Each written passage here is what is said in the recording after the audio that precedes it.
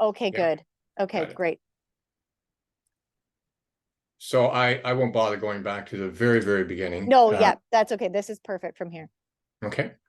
So as we all know, water is not only not on tap in many parts of the developing world, but very, very few people address this part of it, which is getting the water from the well source, the water source, wherever that is, back to the resident's home, which of course is the most time-consuming and grueling part of the whole chore.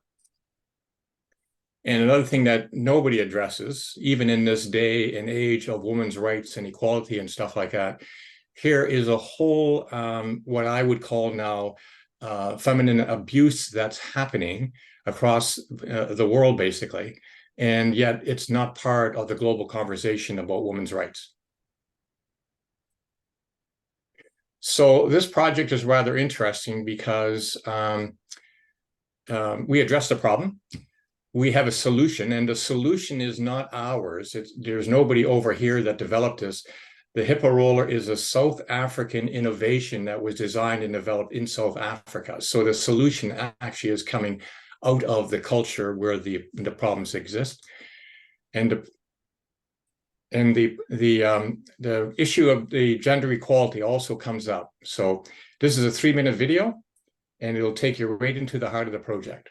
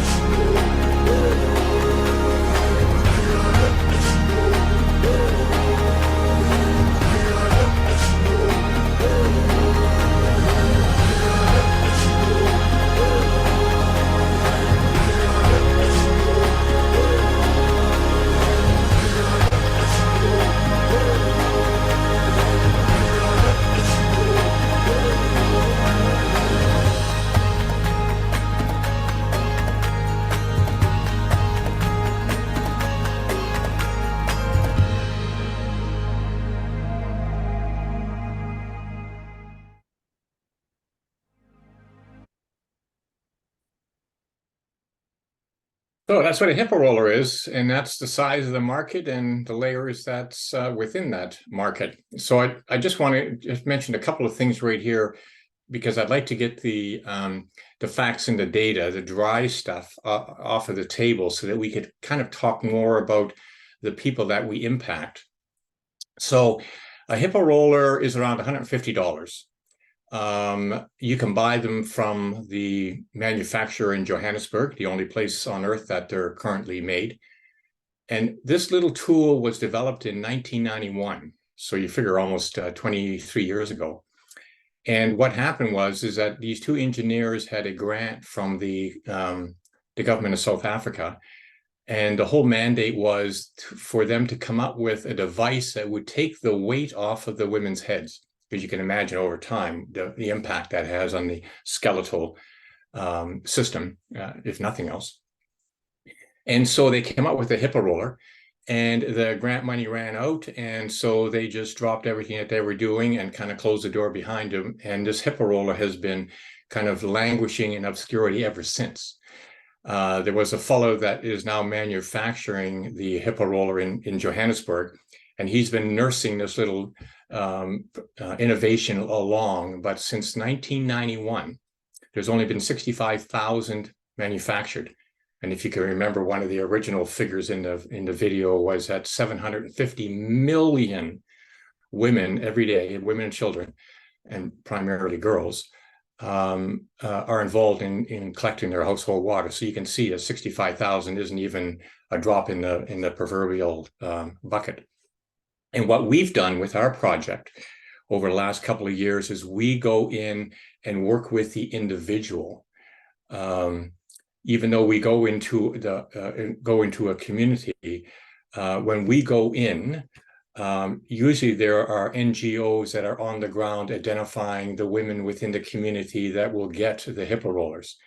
And when I speak of a community, our idea of a village, let's say even in a Canadian context, is if you say this little place is a village, you would expect 5, maybe 1,000 people.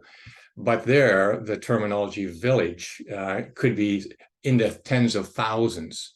So when we say village, there could be 35,000 people in the rural area that is, existing underneath the name. So, and of course, what happens when you got a village that's that large? So if you figure there were, let's say, even 10 people per household in a village of 35,000, that'd be 350 households then that would not have any piped-in water to their homes. And so consequently, you would have at least 3,500 people moving water from a water source back to their homes, to give you an idea of how large the problem is. And remember, we're just talking about one little community here. The thing that happens is those 50 ladies, let's say, who get the Hippo roller, of course, are still going to the water source to pick up their water, but now they have this little device that allows them to do that faster, easier, more efficiently. And you can imagine the chatter that's going on amongst them when she's going down to the water source with 10 of her friends, 9 of them who all have buckets, and she has a Hippo roller, and so the same thing when the new iPhone goes out and everybody rallies around to see what it looks like. She, of course, is a very enviable situation in her community. And there's a lot of resentment and bitterness, towards the fact that why her and not me, so. What we're doing now, we're doing a bit of a shift in the way that we're approaching communities, and because we're focusing more on the whole community. So what happens now if we go into a community and drop off 200 Hippo rollers? How does that impact the larger community and its sustainability? And I want to show you just one more quick little video that'll give you some kind of an indication of the impact that Hippo rollers have on a whole community. And this one here that you see with Vingerkraal, it's in northern South Africa, very, very typical of the areas that we work in. They're underserved. There's no pipe water. Living is at the margins, but the people are beautiful, kind, engaged, very, very lovely to be with. But it's just a gap.